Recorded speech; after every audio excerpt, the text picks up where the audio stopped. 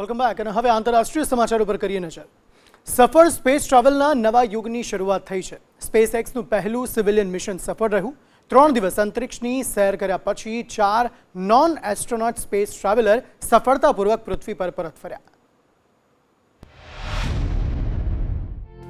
American ઉદ્યોગપતિ Allan મસ્કની company space એક્સના dragon સ્પેસક્રાફ્ટમાં અંતરિક્ષની સફરે ગયેલા 4 સામાન્ય લોકો પરત ફર્યા છે। રવિવારે સવારે કેપ્સ્યુલે ફ્લોરિડાના કિનારે એટલાન્ટિક મહાસાગરમાં લેન્ડિંગ કર્યું। આ 4 લોકો 3 દિવસ પહેલા ઇન્સ્પિરેશન 4 નામના મિશન પર ગયા હતા। ભારતીય સમય અનુસાર સવારે 5:30 વાગે સ્પેસ એક્સ કેપ્સ્યુલ પેરાશૂટ સાથે દરિયામાં ઉતરી। કેપ્સ્યુલ દરિયામાં ઉતર્યા બાદ સ્પેસ એક્સના મિશન કંટ્રોલરે કહ્યું, સ્પેસ એક્સ આપનું પૃથ્વી ઉપર ફરી એકવાર સ્વાગત કરે છે।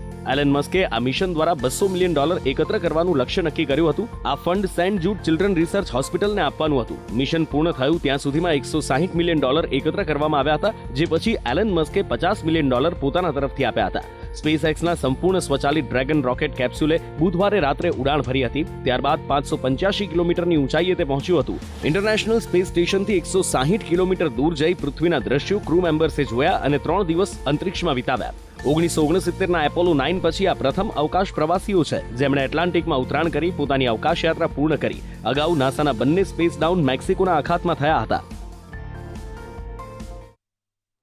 અમેરિકા બાદ હવે બ્રિટનમાં પણ બાળકો પર ઘાત તોડાઈ રહી છે। શાળાઓ ખુલતાની સાથે જ કોરોના પણ અનલોક થયો છે અને દર 37માંથી એક બાળક સંક્રમિત થઈ રહ્યું છે।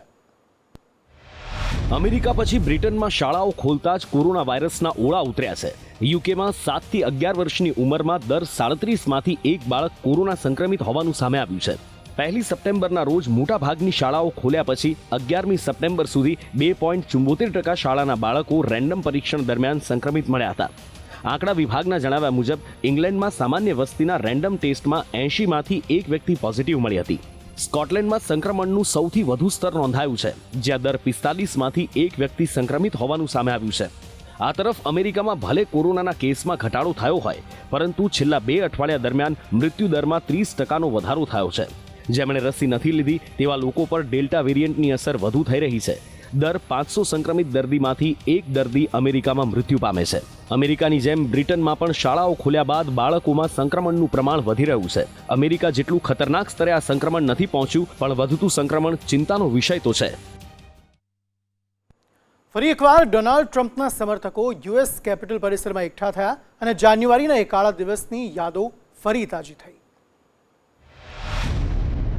અમેરિકાના પૂર્વ રાષ્ટ્રપતિ ડોનાલ્ડ ટ્રમ્પના સમર્થકોએ શનિવારે અમેરિકી સંસદ સંકુલમાં એક રેલીનું આયોજન કર્યું। તેને જોતા મોટી સંખ્યામાં પોલીસ દળ તૈનાત કરવામાં આવ્યું અને મજબૂત સુરક્ષા વ્યવસ્થા ગોઠવવામાં આવી હતી। 200 જેટલા પ્રદર્શનકારીઓ આ રેલીમાં જોડાયા હતા। કેટલાક પ્રદર્શનકારીઓ દક્ષિણપંથી 3%ર્સના ઝંડા લઈને પણ આવ્યા હતા। યુએસ કેપિટલ પોલીસે જણાવ્યું કે તેમને ગયા વર્ષે સંસદ પરિસરમાં હિંસક વિરોધના તર્જ પર રેલી યોજવા અંગે ગુપ્ત માહિતી મળી હતી। જો કે આ વખતે વિરોધીઓની સંખ્યા 6 જાન્યુઆરીની સંખ્યા કરતાં ઘણી ઓછી હતી। 6 જાન્યુઆરીએ ટ્રમ્પની ચૂંટણીની હારને ઉલટવાનો પ્રયાસ કરતી વખતે તેમના સમર્થકોએ યુએસ કેપિટલ બિલ્ડિંગમાં તોડફોડ કરી હતી।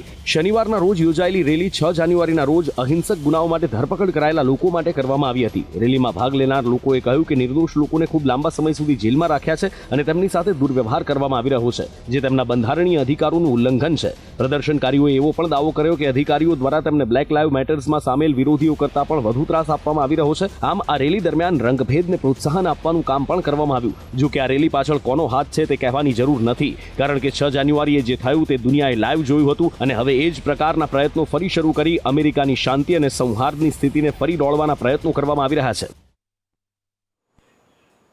જંગલોમાં લાગતી આગમાં લાખો ડોલરનું નુકસાન થાય છે, સાથે જ પર્યાવરણને પણ ભયંકર નુકસાન થઈ રહ્યું છે। અનેક પ્રયત્નો બાદ પણ આ આગ પર કાબૂ ન મેળવી શકાતા હવે પ્રશાસન એક નવો પ્રયોગ કરવા જઈ રહ્યું છે, જે આશ્ચર્યજનક છે। સમગ્ર વિશ્વ માટે જંગલની આગ એક મોટી સમસ્યા છે। ઘણી વૈજ્ઞાનિક પદ્ધતિઓ અપનાવવામાં આવી રહી છે અને તેનો સામનો કરવાના પ્રયાસ કરવામાં આવી રહ્યા છે। ન્યૂયોર્ક ટાઈમ્સ અનુસાર અમેરિકાના લેની માલમબર્ગ આ સમસ્યાનો ઉકેલ એક અનોખી રીતે અજમાવી રહ્યા છે। તેમણે બકરીઓની મદદથી જંગલમાં આગ લાગવાનું જોખમ ઘટાડવાનો માર્ગ શોધ્યો છે। મેલમબર્ગનું કહેવું છે કે બકરીઓ જમીન પર ઉગેલા નાના ઘાસથી લઈ ઝાડના ઊંચાઈએ આવેલા પાંદડા સરળતાથી ખાઈ શકે છે, જે સામાન્ય રીતે ગાય, ભેંસ વગેરે માટે શક્ય નથી। તેથી બકરીઓને જંગલમાં ચરવા દેવાથી ઝાડીઓ દૂર કરવી સરળ બનશે, જેનાથી આગને આગને ઝડપથી ફેલાતી રોકી શકાય છે. મેલમબર્ગના નવા પ્રયોગનો બીજો મોટો ફાયદો એ છે કે બકરીઓનું મળ જમીનમાં કાર્બનિક પદાર્થોની માત્રામાં વધારો કરશે અને જમીનની ભેજ શોષવાની ક્ષમતાને વધારશે, જેનાથી ભવિષ્યમાં આગ ફેલાવાનું જોખમ ઘટી જશે. જમીનમાં કાર્બનિક માત્રામાં 1% વધારો કરી 1 એકર દીઠ વધારાના 16,500 ગેલન પાણીને શોષી શકાય છે. મેલમબર્ગ કોલોરાડો સ્ટેટ યુનિવર્સિટીમાંથી નિંદણ વિજ્ઞાનમાં માસ્ટર ડિગ્રી મેળવેલા છે. ગયા વર્ષે કોલોરાડોના બ્યુરો ઓફ લેન્ડ મેનેજમેન્ટે આ ફાયર કંટ્રોલ સ્ટ્રેટેજી માટે તેમનો સંપર્ક કર્યો હતો. હાલમાં મેલમબર્ગની આ પરિસ્થિતિ અમેરિકાના ઘણા વિસ્તારોમાં અપનાવવામાં આવી રહી છે.